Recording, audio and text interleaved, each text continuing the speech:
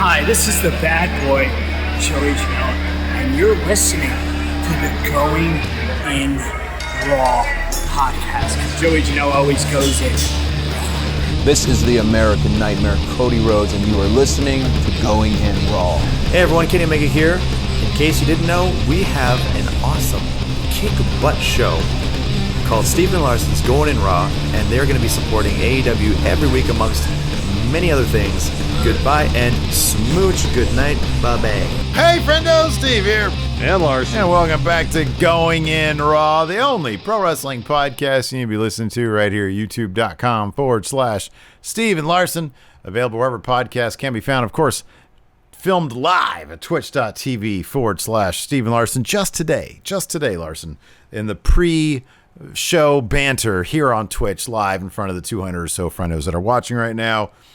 We gave away 2 of these Friendo Club masks that you can get right now at friendomerch.com. Oh, that was a botch. Put this on my big fat head. Look at that. There you go. Walk around the grocery store looking like this. People be like, whoa, look at you, Friendo Club. And you give them a too sweet or too good or whatever. Shouldn't be touching though. Anyways. So yeah, that's the twitch.tv/Steve and Larson. We are on the road to 500 subs. If we get to 500 subs, we will do a 24-hour live stream just loaded with content. Just bang, bang, bang, 24 hours. Oof. Our hearts will explode live on air. I will inject whatever you want me to inject live on air. Don't go down that road again. I am not going to do that. Don't go down that road again. Anyways, yeah, it's very exciting. I love the Twitch stuff. There's all sorts of bells and whistles. Anyways, so yeah, we're there. Also, want to give, before we get into this really, I want to give a huge thank you to both you, Larson, and of course the Enforcer, Stevie Bradley. Enforcer is the absolute best, man. I know I am typically the glue that holds this shit show together with my technological acumen. I am not only genius at proven bowling, perfect 300 game, but... Oh, you didn't take that back to the bank yet? No, man, you know what? You made a really good point, Larson. You made a really good point when you said you should have it out. You should display it. You should keep it out so people can see and you can appreciate it. So I put it right here. It's just barely out of frame. Here, I'll put it in frame right there. So, no, I'm going to keep that out for a while. Why limit it to the shelf back there? Why not, wear it proudly? Put it on a digit. Why not? It's really heavy. Okay. It's super heavy. So I'm just for an hour. I'm not going to, nobody even sees my hands. Why would I do that? I mean, it's hard to see back there. Get just a good chance to see it if you're wearing it. No, I'm good. Anyway, it's just a thought. I don't need to do that. That's right there. People can see it if they want to see it. Anyway, I took a picture of it. They can get it on our Instagram. That's where I might do the next giveaway on the Instagram. Instagram.com. Good idea. It's just at Steve and Larson. Anyways, so yeah. Anyways, thank you, Enforcer. I feel like I can't say thank you enough. He was spectacular. A natural at this podcast and stuff. He's really good. He's really good. I know he is really good. So thank you so much, Enforcer. Yeah, absolutely. And then of course, Friendo Club TV. Today there was a really cool Friendo Club TV. I haven't actually watched it yet, but you said it was really cool. What'd you do, Larson? We had the first Friendo roundtable. So I was joined by 5 of our mods, I believe. Yeah, 6. It was Wayne, Patrick Sparks, AO Worm, Mr. Dope, Rob Zerver, Alex C. Uh-oh. Who am I forgetting? Man, old age sucks. That's all right. A bunch of the I knew you were going down a bad path when you started naming them off. You just said, yeah, we had a bunch of our mods out there. So yeah, that's our bonus content. Friendo Club TV. You can get there one of 3 ways. Become a $5 a month and up patron at patreon.com/Steve and Larson, or throw us a Twitch sub at twitch.tv/Steve and Larson, or click that join button at youtube.com/Steve and Larson. Yeah, you're really supporting the show, helping us grow. Got a new patron just today, Colin Branch, on Monday, Graham Griffin. So we want to say thanks to the new patrons. AEW's Fight for the Fallen. Steve Bradley has a full list, and I feel like I named everybody, but I'm short of names. So it was AO Worm, Patrick Sparks, Wayne, Alex C, Rob Zerver, Mr. Dope. So that's 6 names. Perfect. Great. Well, I named them all, but I guess maybe it's either I misremembered how to count or I couldn't remember a name. Or both. Could be both. Could be both. Anyways, regardless, thank you so much for all joining me today. It was fun. I feel like we should make this a regular thing. Cool. Gives me another day off. What? It would give me another day off. You and the other mods. Oh, you just want me to do it? Okay. And then I just get to step away and not do and just not do anything. I'll be honest with you. Hey, I'll be honest with you. The news brief you did today did really well. You did a really good thumb. It was just you. People liked it. Every once in a while, you and I should just, you take a solo one, I'll take a solo one. You know what I mean? So that we, it's called efficient use of time. That's true. That's what it is. It's true. Maybe not. I don't know. Why have both of us work when one of us could be taking a nap? We're getting to that age, Larson. I know. We're getting to that age. I need to learn how to nap because I don't nap well. Yeah. I need to learn how to as I get on in the years. I'm forgetting stuff. This Friendo Club TV happened but 5 hours ago. I don't remember anything about it. Old age, man. Right. I need a nap. What I do remember was moments ago from our recording of this, Taz threw in the towel when Brian Cage looked like he was in a precarious position there being submitted by John Moxley. Horrible finish. That was not the finish I thought. And not I was even expecting. that interesting of in terms of the booking of the match. Like I feel like Mox got way too much in. So they're building up this monster, Larson, and you and I both were kind of on the same page. I was like, okay, they're introducing the FTW title, Taz's FTW title from ECW. It's supposed to mean that you're the baddest man on the planet, essentially. You're the toughest SOB. Not that you have, like, your father figure, essentially, your mentor, sitting there itchy to basically say, I quit on your behalf. Brian Cage is a grown man, clearly. He should be able to say, hey, I quit. You know what I mean? Or give him an opportunity to fight out of it, Yeah. Like, I feel like Cage, I know, so before the match began, I think in the first hour, they had a Mox promo where he's like, Taz is telling me via technique by Taz that I can't put the paradigm shift on you effectively. So maybe I won't even bother with it. Maybe let's go after your tricep that you tore a few months back. What do you think about that? So that was Mox's game plan. He was going after the arm. But after weeks of Taz running his mouth about how Brian Cage is going to destroy Mox, after responding to Mox's promo by saying, Brian Cage has spent the last few weeks working out and wrestling while you've been at home, to have that kind of finish, it's not a good look. It's not a good look. No, it's not. To me, it was perplexing. I'll be honest with you. It was, me. I like. I'm not gonna say bad wrestling necessarily. I do enjoy bad wrestling. This to me was needless. It was weird. I laughed at it. So I'm entertained. I'm okay with it. Right. It is perplexing though, because it wasn't, this seemingly this is sort of an easy thing to book, and you called it perfectly because I was bugging you about this. Like, hey, dude, how is this match gonna end? How do you think this match is gonna end? And you came up with a scenario that seemed perfect. Mox gets his ass beat. You're building up this monster, and so Mox, who just looks like a normal guy, granted he's a tall normal guy, but he looks like a normal guy, gets his ass beat by Cage, but then he's able to sneak in a win. You're keeping, you keep the title on him. You don't make him look too bad because maybe it's a win that he outfoxes Cage and Taz. Taz is talking about all this stuff that they have covered. Well, Mox now has to come up with a creative solution, and he gets some sort of sneaky creative win over Cage. Like, hey, I'm not going to go punch for punch with this guy because look at him, he's enormous, and he'll just pummel me to the ground.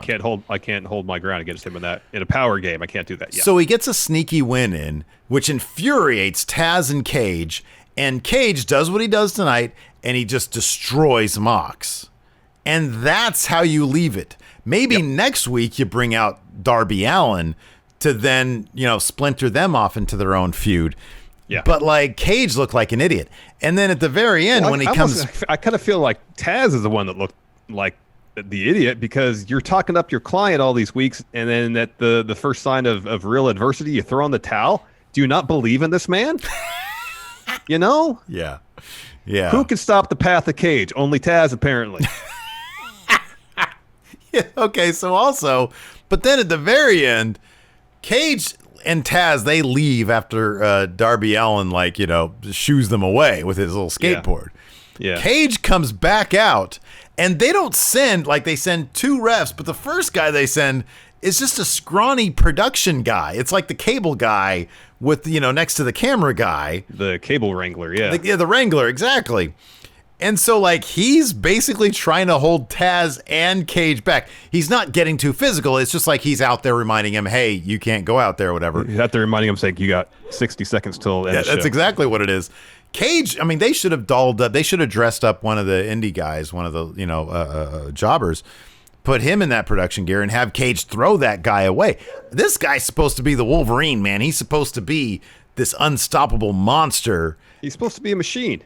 And it looked like he was able to be talked into, hey. At first I thought what was going to happen after that finish, after Taz threw the towel, because Taz gets to the ring immediately, starts talking to Cage. I thought Cage was going to lay him out. Mm-hmm. And then go after Mox, you know? Yeah. If you really want to build this dude up into a monster, a machine who just wants to destroy, then just have him do it. But now, Taz, has a few words with him. Cage is like, all right, match is over. I'm mild-mannered Brian Cage again. Not a huge deal. And then just like Taz maybe suggests, hey, pick up the belt and hit Mox with it. He does it, and that's it. Lionheart here in chat says, yeah, he was coerced into hitting the showers by some production cable wrangler. So yeah, this is a really silly ending. I do think that, there were some other really great matches tonight. Yeah, the rest of the show was actually really fun. Yeah. And this match was decent enough. There were some fun spots. They were telling the story of Mox. Yeah, the barricade stuff was good. The story of Mox going there with the strategy of wanting to attack Cage's arm and following it through, I understand that. I just felt like the situation where Cage was depicted as a bit too vulnerable in the ring, considering how they've been building him for weeks, you know? And if you look at him side by side, granted, Mox is taller than Cage, but Cage is an imposing figure. He really is. He's like 5'10", he might be 6 feet tall, but he is huge. Yeah. He's super jacked. But otherwise, Fight for the Fallen I thought was pretty darn good. I don't have, let's see here, where did I put your notes? There it is. We saw some fun stuff. We saw a possible turn from Kenny Omega. Yeah, that was pretty cool. That was intriguing. Yeah. That tag match, a 6-man tag match between the Elite and Jurassic Express, was a ton of fun. That was pure fun. That was. What do you like better, that one or the one from last week? With that cool Phoenix spot. I think I might have liked. They're both really good. I feel like the match last week was probably better. The Destroyer spot from this week was crazier, though. They were both those Destroyer spots were crazy, though. Were crazy, but based on the landing, I felt like the one tonight was. This one looked like it hurt more. That's for sure. Yeah, it looked like it had way more room for error. Sonny Kiss had a really strong showing in the TNT title match against Cody. Lucha Brothers versus FTR was good. I didn't think it was great per se. And they ran an angle at the end of that, potentially set up motivated Kenny, maybe starting to turn. Jericho was on commentary for the latter half of the show. He was incredible. Yeah, he was great. And the orange juice stuff that was really good too. Was great. We learned who Nyla Rose's manager that was awesome. is. And we got the rundown for next week, and there's some one new name. Yeah, we got a debut next week for AEW. So it was all exciting stuff. It was just kind of a bummer way to end the show, where the match just kind of ends with a fart, Yeah. I don't know. You're totally right. It entertained me. I thought it was it was definitely unexpected. Is it what you want from your monster? Probably not. Is a little overthought. Yeah, probably. I don't know who would have come up with the idea have Taz throw in the towel on Cage. That's a really weird thing to come up with, you know what I mean? I know. Which just to me is the fascinating thing about wrestling is like, you know, the backstage, the creative. Who came up with this? Like, who would have thought these ideas? Who would have thought, dude, throwing the towel? Anybody have thought of the idea where you have the match being super intense, Mox is getting beat up a ton, but he's getting fired up, he's coming back, and you do the armbar bit, but maybe it's a situation where Cage gets the ropes and Mox is just staring at Taz. He's giving the finger at the end of this match and stuff, and Mox just isn't breaking the hold. He's so concerned about proving a point to Taz that he's not someone to be messed with. It. Winning the match isn't the primary concern to him. You know what I mean? Because DQ, he retains the title. He just wants to prove a point. It's become really obvious that they do not want Mox to look weak at all. Like, he can get beat up, he can look gassed, which he usually does within 5 minutes. And I'm not talking crap. I'm just saying, like, he's really good at looking like he's in a fight. Yeah. He's really good at that. And I do think that, like, they don't want him to look like he can get beat up by a monster.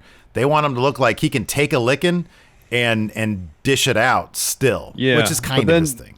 But then you got to think about what's the story, what's the end game then. So when he eventually loses, if you put him against, so they've matched up against Hager, where he's at the size disadvantage there. I wouldn't necessarily describe Hager. I guess you could describe Hager as a monster. Oh, I'd consider him a big guy. Yeah, sure. Yeah. And then Cage, he's a machine. So it seems pretty obvious that Mox won't be bested by power wrestlers. I think that's the point. So what's the opposite of that? Someone who's a technical wrestler, who's just got a lot of ring savvy. What's it going to be? What's going to be Mox's undoing? What's going to be his Achilles heel, his weakness? So yeah. Don't know. It kicked off with Cody versus Sonny Kiss, like you said.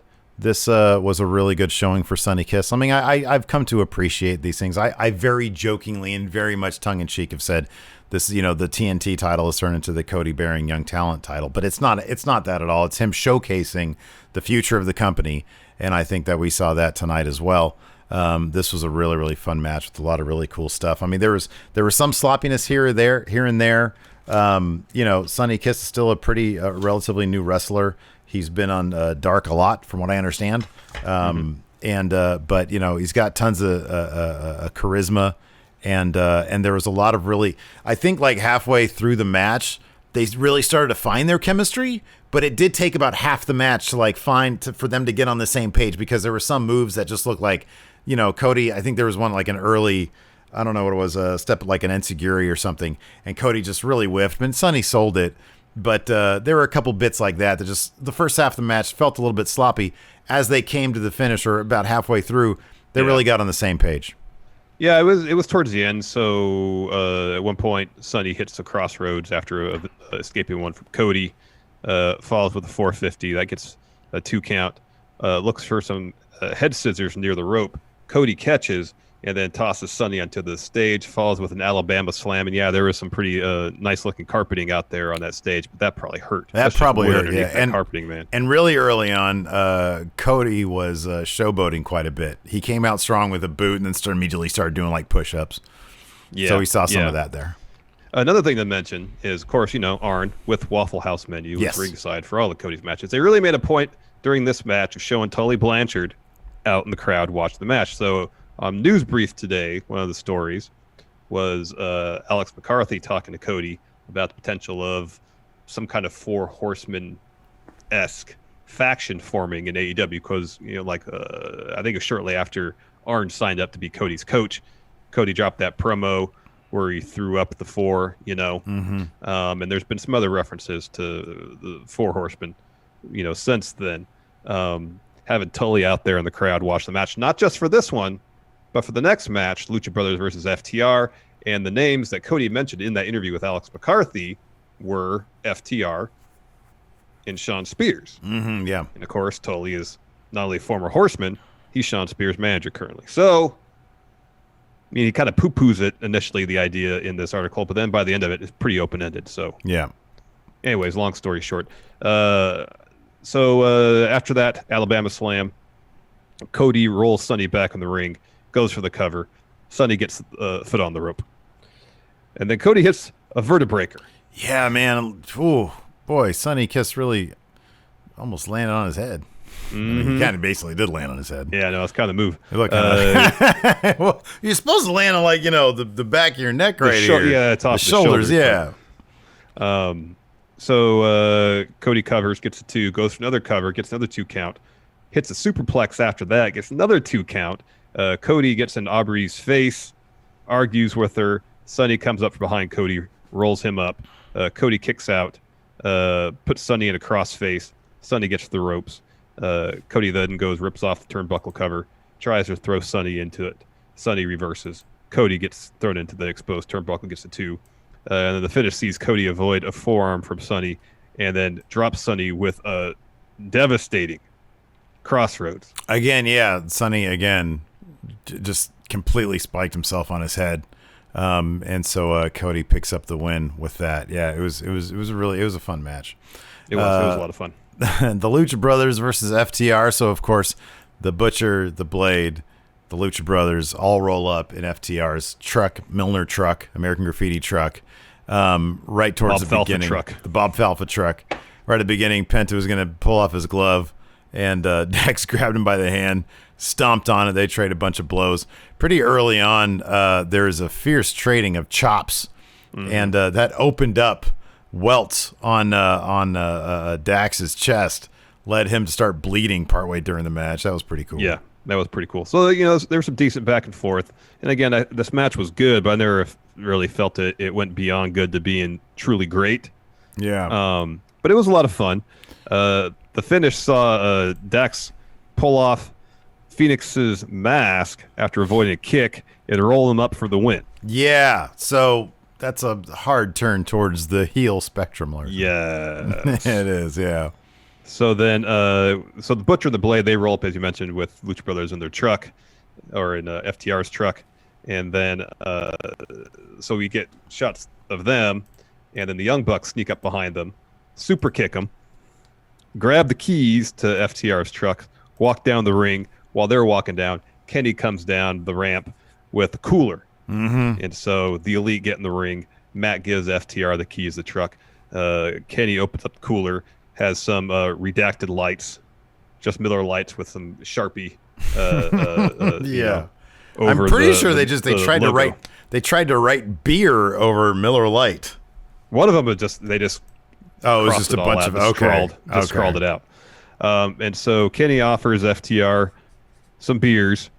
Dax and Cash accept, and then dump the beers over Kenny's head. And Kenny's incensed. He wants to fight. He wants a piece of them. He's not happy about that. And the Young Bucks hold him back. FTR goes their truck. Cash is trying to start the truck. It's not starting. We go to commercial. Yeah, I'm kind of sad we never got resolution on the truck not starting. They should have kept on cutting back to that, and why them still trying to get that truck to start. Yeah, Vince would have loved that, by the way. Yeah, no. Or he would have been furious. I don't know. Yeah, that was pretty funny because in like what's his face? Cash is like he's like, they broke my truck. Oh man. So anyways, I mean it's an old wagon. I don't know what year that truck is, but it's a vintage. It's classic. After that, Chris Jericho, the Inner Circle come out. They all have half gallons of orange juice. He talks about beating Orange Cassidy last week. He says, yeah, not only did we win the match, or did I win the match rather, he says, but the ratings war, he says, like we do every week, and he explains the importance of it means everything, man. It's the all important. The all important sake. Yeah, thank you. The all important. All important. All encompassing. It's the most important number in television numbers these days, man. That's what the advertisers look at. That's where the big money is. You can have 1 million people watching, but if you have 30,000 in that 18 to 49 demo and only 15,000 1849 demo, that million doesn't mean nothing. I don't think that's true.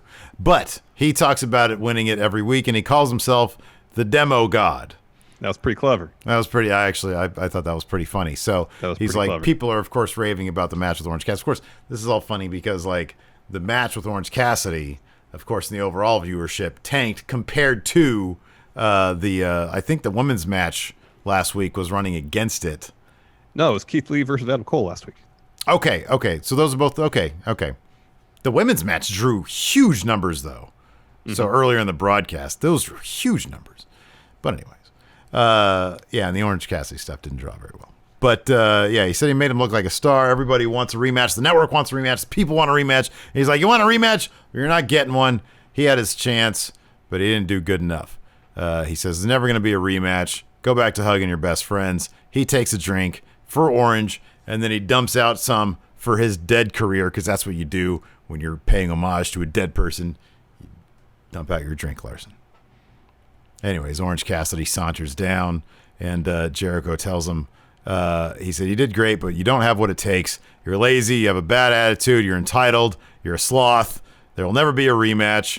You take those sunglasses, shove them up your ass, calls him a piece of shit. And then Orange Cassidy, he gives him a thumbs up, but then he gives him a thumbs down. And we're like, what the hell what is he doing? And then a bunch of orange juice rains from the sky and dumps all over the inner circle. Ortiz immediately takes a bump. He can't swim. He's trying to swim in the orange juice. He can't swim. It's hilarious. I thought this was really funny. He asked for a towel, and then one of the production guys gives him a towel. He starts toweling himself off, and it's an Orange Cassidy towel. And Hager immediately does the face palm. This is good stuff. I thought it was funny. It was pretty funny. Hager and Santana were like, "Don't look at the towel. Don't look at the other side of the towel." And they slowly do the reveal to Jericho, and he's super upset because he has to do commentary. He's saying this is a $7,000 blazer that Cassidy just ruined. It was a white blazer. Yeah, it was funny stuff. I liked it. It was good. After that, we had Jurassic Express interview. Marco says Inner Circle getting doused in orange juice was hilarious. And then Luchasaurus interrupts and is like, all right, you don't want to talk too much trash about the Inner Circle. He says, he says, after 65 million years, I finally get my chance to wrestle the Elite. He's super excited. That match happens next. And this is a really, really fun match. I like this. Man, it was a blast. We got to see, so Kenny and Marco started off. And for anybody who hasn't seen, I think it was probably a DDT Pro match between Kenny Omega and a child, like a 10-year-old girl. This kind of reminded me of that. I saw there was some echoes of that. Really entertaining stuff. You can probably find it on YouTube. So we had some of that stuff. Kenny immediately sort of acting the heel a little bit. He does the Flair handshake, pulls his hand back. But yeah, this is a fun match, dude. It was a lot of fun. Kenny started the match with his house show shirt on. So if you don't know, in New Japan especially, if it was like a 6-man tag match or a live event, he'd usually wear a T-shirt throughout the match. Yeah. It's just what he would do. So he started this match out thinking, I guess, that it was going to be a breeze with a shirt on. So they do the Flair handshake bit with Marco. Marco goes on a run, and this just upsets Kenny more. He takes the shirt off. He's starting to take things much more seriously. To try to describe what happened throughout this would do it a bit of a disservice because it was like PWG levels of insanity. It was, totally was. Moments. Yeah. But we do have to talk about that destroyer spot. So Jurassic Express, all three of them get tossed to the stage area. And so there's some brawling going on where Luchasaurus is like going at it with Nick. And then Marco jumps off Luchasaurus's back, grabs Nick. No, off his shoulders. Sorry, Luchasaurus's shoulders, because it's pretty damn high up there. And then hits a destroyer off that onto Matt. Yeah. And just the landing on that, ow. Yeah. Ow. It was pretty insane. It was a really fun match. I didn't mark out nearly as much for that. Now that I think about it and I play it back, the one with Phoenix was just so crazy. I had never seen anything like it. This just looked like it hurt Matt. Here's the thing. I think if we hadn't just seen that spot the week prior, had just seen this without that one, maybe the reaction would have been larger. But I agree. This one just looks like it hurt. Yeah, really. Yeah. But like if the catch last week had been bad on that destroyer, I'd be saying the opposite because that would have been a really hard landing. Yeah, no kidding. But there's like 4 people out there to catch him. So the most interesting part about this, destroyers aside, was probably post-match. So obviously the Elite get the win. Kenny hits a V trigger and one winged angel. He annihilates Marco at the end of this match. Just absolutely kills him. I mean, there was a couple bits when he did the Snapdragon suplex. And just Marco went rolling. I think he did a German and he went rolling as well. He just went flying, rather. So anyways, he hits a nasty one-winged angel for the win on Marco Stunt. And then right after the match, Kenny just gets on top of Marco and starts beating the crap out of him. He gets on top of him and starts saying something to him. I don't know what he was saying. He's like looked ringside talking to someone. I think he said like, yeah, you think this guy's really good? Yeah. And then he starts beating on him. And Jericho starts loving it all. He's like, oh, man, this is so great. Yeah, you should definitely beat him up. Go after him, Kenny. Get him, Kenny. So then the Young Bucks get to Kenny. They pull him off. They're like, dude, you need to stop. You know, this isn't you. And Kenny has this like crazy look on his face. And he's like, it's very reminiscent of the cleaner days. Mm-hmm. And so a lot of people are hoping that's what we're going to get. Well, after the Young Bucks got him off Marco, Kenny was like, well, it's just a match. As if this was just part of the match. This is just a continuation. This is like a natural thing. You have the match, and then this is just the extension of that. Right. And then Luchasaurus says to him, yeah, but the match was over. Mm-hmm. Kenny didn't seem to care. No. He felt pretty justified. So then Jericho says, I think Kenny did the right thing. Now let's go to that fathead Alex Marvez. Yeah, he was interviewing Hikaru Shida, and he asked her, are you ready to give Nyla Rose a rematch? She says yes, but anyone could be my next challenger. If you're tough enough, strong enough, and you have passion, I'm ready. Yeah. After that, we had a Mox promo where he basically said he's going to rip Cage's bicep off. Yeah. He references the Taz techniques. Pretty standard fare for Mox. After that, we had a pretty brief tag match, the Nightmare Sisters. So evidently, on AEW Dark, they've been telling the story of Allie and Brandy. Now they're a tag team. Mm-hmm. After having, like, the last time I remember, they were beefing because Allie was banging QT Marshall, and Brandy didn't like that, and Dustin really didn't like that? Dustin thought it was a distraction from Natural Nightmares succeeding as a tag team. Like, number one, you got to look at yourself in the mirror. He's like 60 years old. QT Marshall is like a jobber. Why does he think this tag team's going to go anywhere in the first place? At least let QT use his fame to engage in the acts that all adults enjoy engaging in, that of sexual activity. So apparently the Nightmare Sisters are a tag team now, but they're not exactly on the same page. They're really at all so far away from being on the same page. But I guess they've been undefeated on Dark, I think. Oh, really? They won this match. Allie pinned MJ Jenkins. Yeah, MJ Jenkins. That was cool. Being NXT. Yeah. Cool to see her.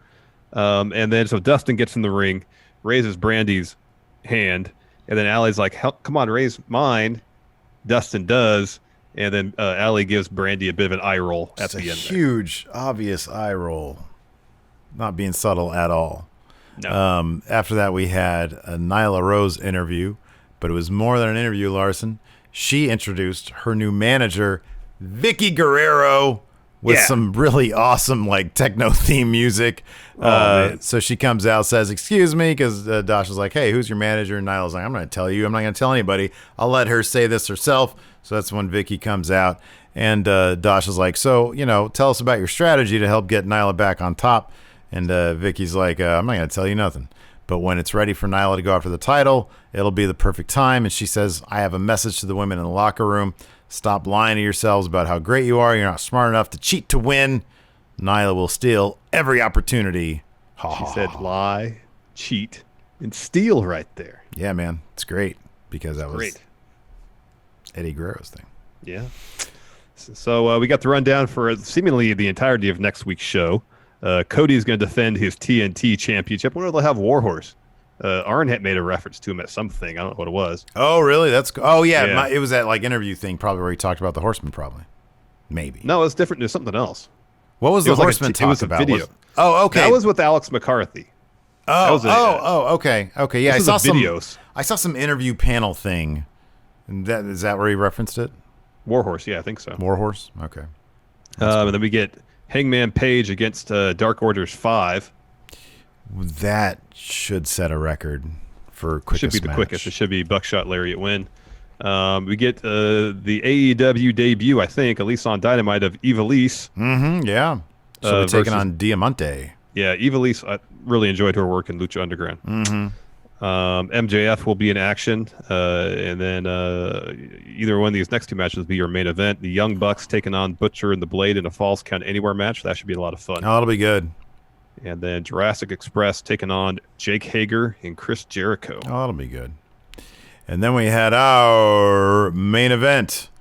Who can't stop Brian Cage?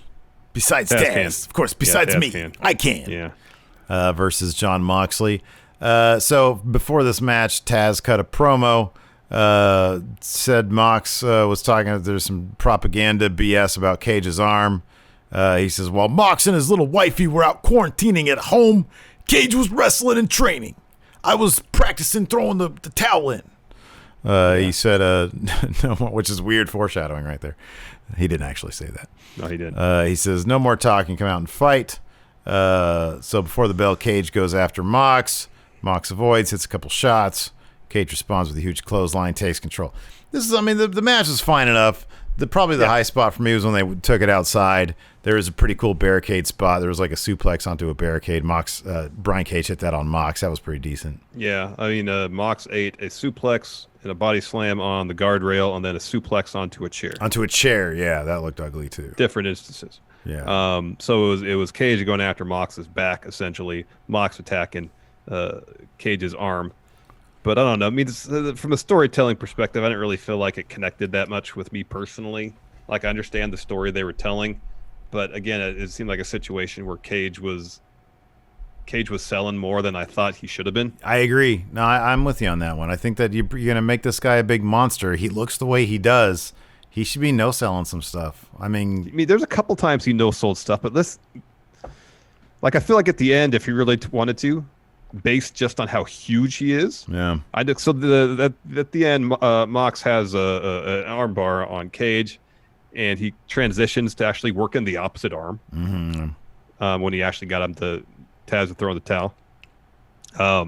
And so it's like a Fujiwara armbar kind of. So Cage is on his stomach, Mox is sitting on his shoulder essentially, and he's giving Taz the middle finger. So he only has one hand torquing up on that arm. That was like if Cage has just done that. Just pulled his arm back. He could have flipped Mox over, bang, drill claw, new champion. Yeah. But no, you have a good point, though, because it's in the middle of Taz and Cage were made to look like assholes, man. Because, yeah, you got Mox, and he's sitting there laughing at Taz, while with ease, he's got Cage in a vulnerable position, and then he flips him the bird, and he doesn't really get a comeuppance on that one? Come on, man. I know. Yeah. I know. That was a great bit Taz, when he did the middle finger, but you got to get your, as a heel, you got to get back. Oh, I know. That should have been the instance where Cage was like, where he did something like that, where he yanked his arm out and doled out some violence in Mox's direction. Yeah. And so Mox thinks he has the upper hand, filled with hubris, gets his comeuppance. Then he has to be crafty to win. But I feel like we got the first two acts of that story, and not the third one. Yeah, I kind of agree with that. So then afterwards, we went through all that at the head of the show. Taz gets in, talks to Cage. Cage is like, all right, fine, whatever. I'm going to go attack Mox now with this belt. Lights go down. Lights come up. Darby Allin's on the top rope with a skateboard. Leaps off.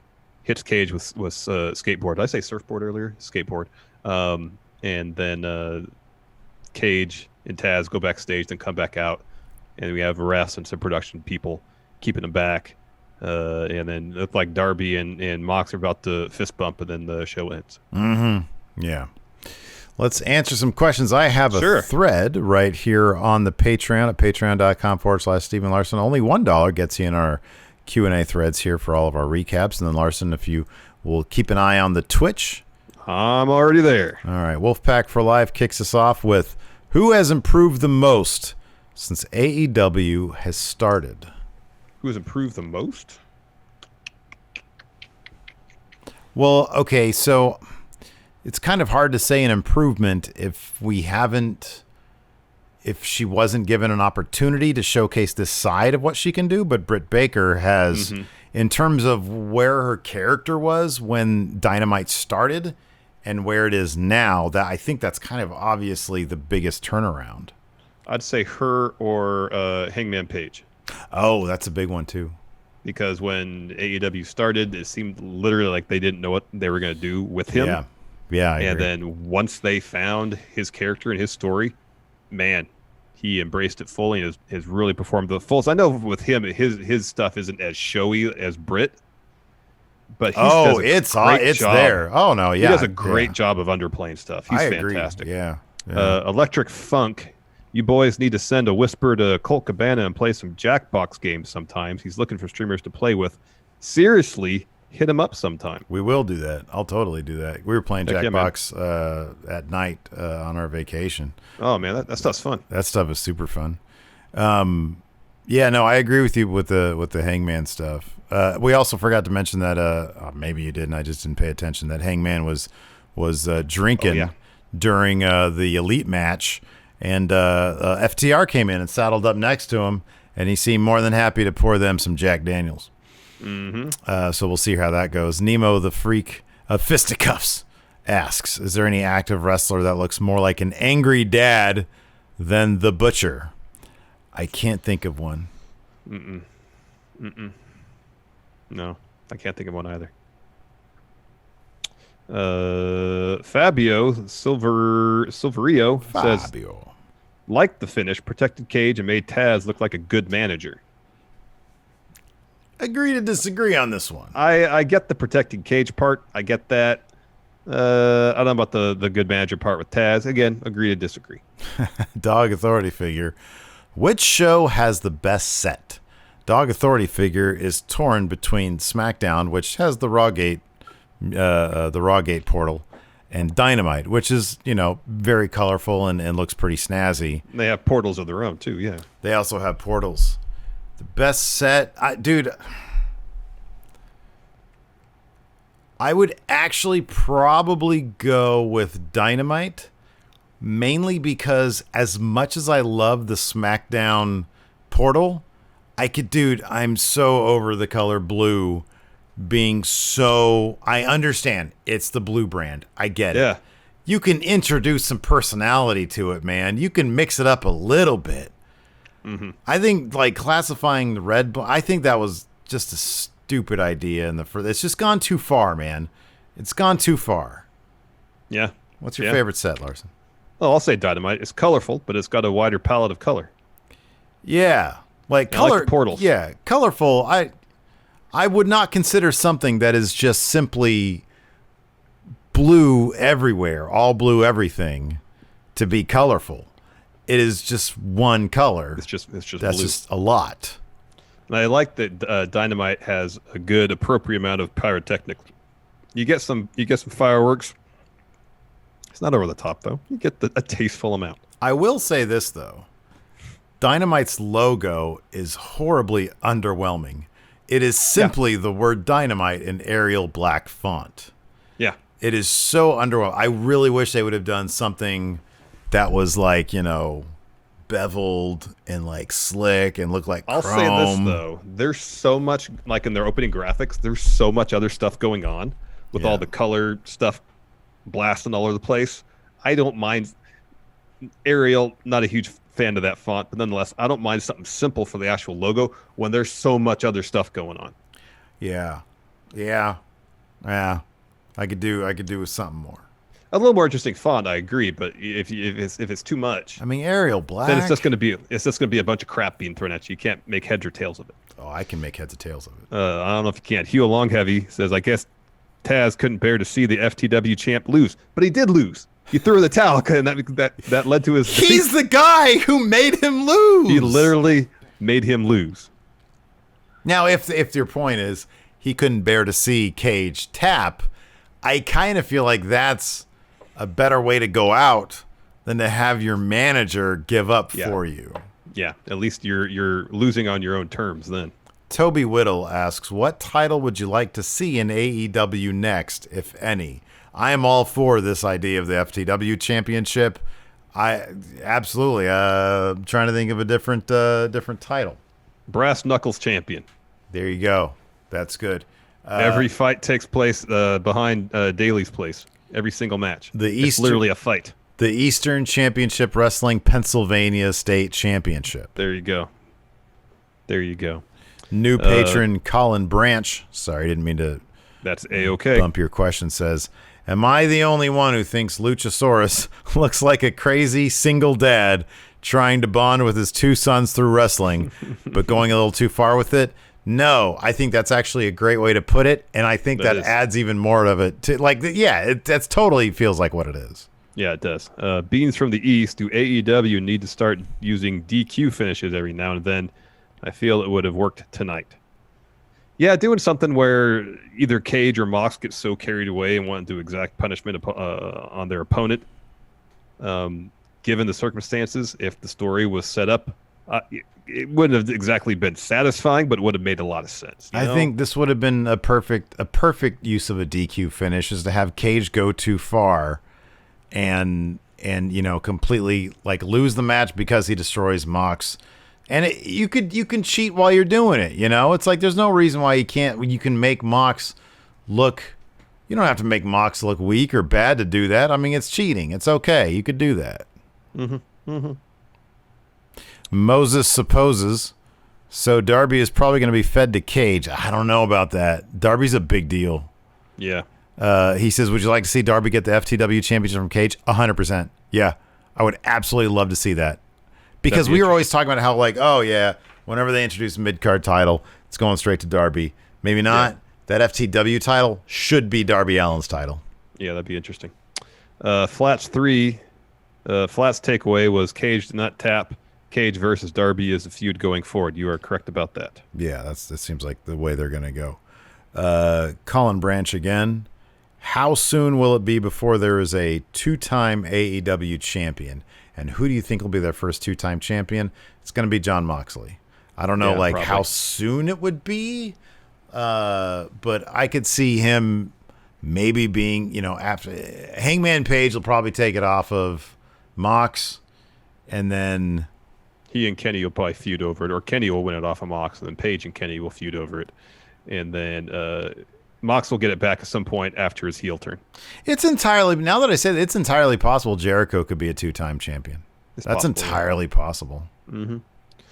Jorge D, does AEW rely too much on refs' discretion? For example, refs hardly ever count out wrestlers when they're outside the ring. I really don't. I know I've heard so much complaining about the refs in AEW. I have no problem with any of the reffing in AEW. As long as it's consistent, and by and large, it's pretty consistent that, especially in high-profile matches, they'll give them leeway.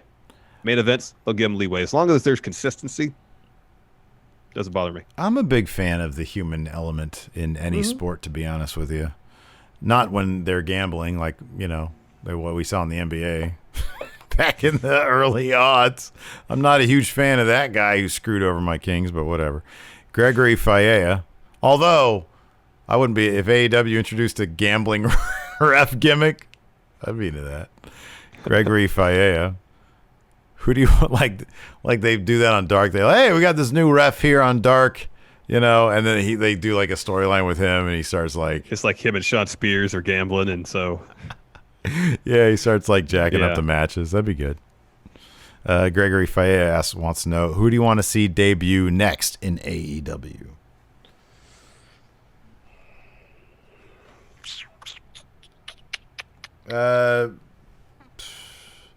Probably Miro. That's what I want to see. I want to see Miro. I'd like to see EC3 in AEW. I have no idea if he's going to be there at Slammiversary, or if he does, if it's going to be a one-time thing, or he's going to sign a deal. I'd love to see EC3 in AEW. I think it'd be great. I'm going to say Miro. I'd love to see that too. Super kick Ryan Twizzler. This build into the match made for Cage to have all the momentum leading in. It is deflating for him to lose. I feel like if with the right finish, it wouldn't have been deflating. This finish felt deflating. Yeah, I agree with that. I have no more questions on the Patreon. All right, Fabio responds to Jorge D. Says, sure, but I think Steve and Larson are missing some points here. Cage wasn't going to win in his first championship match. They had to do something smart, and they did. Protected Cage and made Taz look better.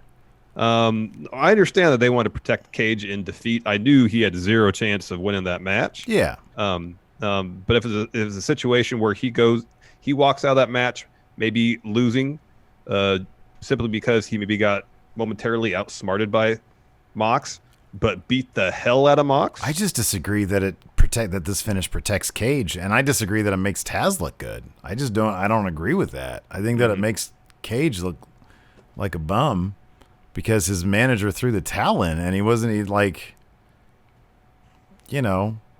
I just think it makes. I feel like throwing the towel in only maybe works for in a situation where the baby face is throwing the towel in. That's just kind of how I feel. I didn't really like the finish when Mustache Mountain when Tyler Bate had to throw the towel in for Trent. Oh, but yeah. It made sense. No, it did. I don't know what I said at the time, but I mean, in retrospect, I'm into that. I think that was good. Yeah, I think it works better in a babyface situation like that where you feel for the guy who's getting beat up so bad that their tag team partner, their manager, feels they have to do that just so they can go and fight another day. For heels, I don't know. I feel like from an emotional storytelling standpoint, I shouldn't feel that way about a heel. It was MJF that threw the towel in for Cody, right? Yeah. Yeah, and I understand that. I understand that was perhaps leading to a bigger angle with Cody and MJF. But even in the moment, Cody was dead. He was dead. And MJF threw that towel and it was like, no, that makes sense. Cody's done. Like, he's completely done. And he's given everything to this. But no, the Tyler Bate Trent Seven one was a proper use of the towel. It's like Trent Seven's always the guy in those matches. It makes sense. He's always the guy in those matches that's getting beat to hell. He's always getting beat to hell. So it makes total sense for that towel to get thrown in. Gareth Nicholas asks, what does Arn order at Waffle House? What doesn't he order at Waffle House? That's the bigger question. We mentioned this during unlimited waffles. And they're like, that's not even on the menu. And then he adds 2 more waffles. That's his response. Plus 2 more waffles. Joe Juarez, how bad do y'all think the ring must have smelled after all the beer, the orange juice, and the Florida humidity? They probably changed the mats. No, they had the orange to. Juice. They did after the orange juice. They might not have after the beer. Beer and orange juice together? Wasn't the Jericho segment right after the... No, it was not. Should have been orange juice and some bubbly. Oh, wait, hold on. So it was Lucha Brothers versus FTR, then the Jericho segment. So they didn't change the ring mat after the beer bit. Yeah, I remember thinking that. They just waited until Jericho, and then they changed it just the one time. Yeah. Gareth likes our unlimited waffle plus 2 waffles joke. Dang MQ, if things don't work out between her and WB, does AEW make an attempt to sign Kairi Sane? Depends if she wants to wrestle in the States more. She wants to return to Japan, wrestle there. It just depends on a lot. I don't know. I mean, I think if she were a free agent and she were willing to continue wrestling in the States, I think they should definitely make an attempt to sign her. They should definitely try. I mean, if they think that she's not under contract anymore, they should definitely try. I just don't know where her priorities are. Hugh Longheavy asks, has the manager ever come out with a towel and didn't throw it in? I want to say yes. But maybe only to... I don't know. Probably. Yeah.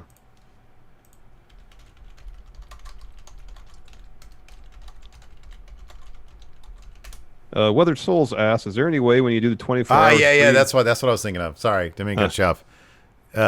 Kenny and Cody, right? It was the when they were in Bullet Club. They both were, yeah.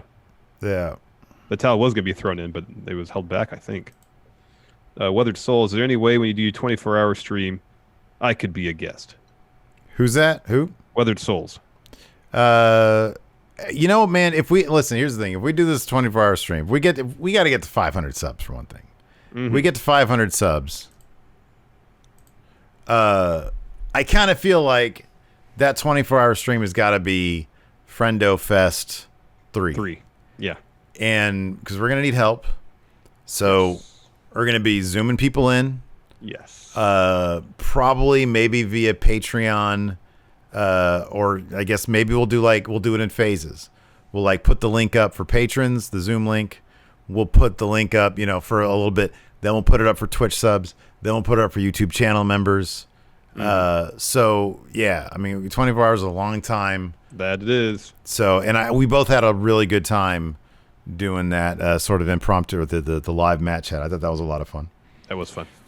Zondo says Zondo's favorite part of the Monday Night Wars is when Bischoff would come out on a Harley and brag about technically beating Raw because they had the key demo.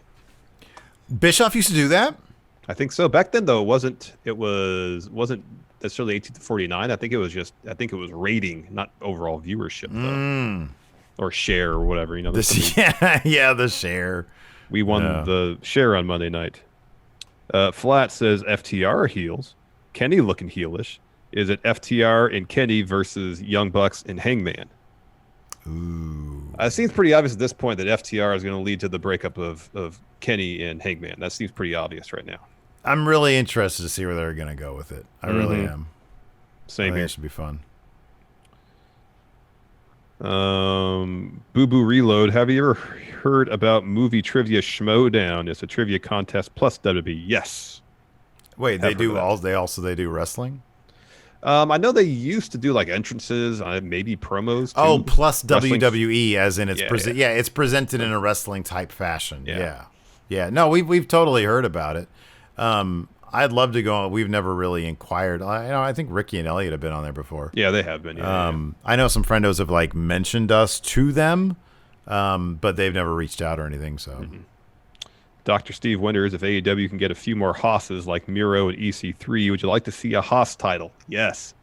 Yeah, I'm down for that. Would you consider EC3 and Rusev Hosses though?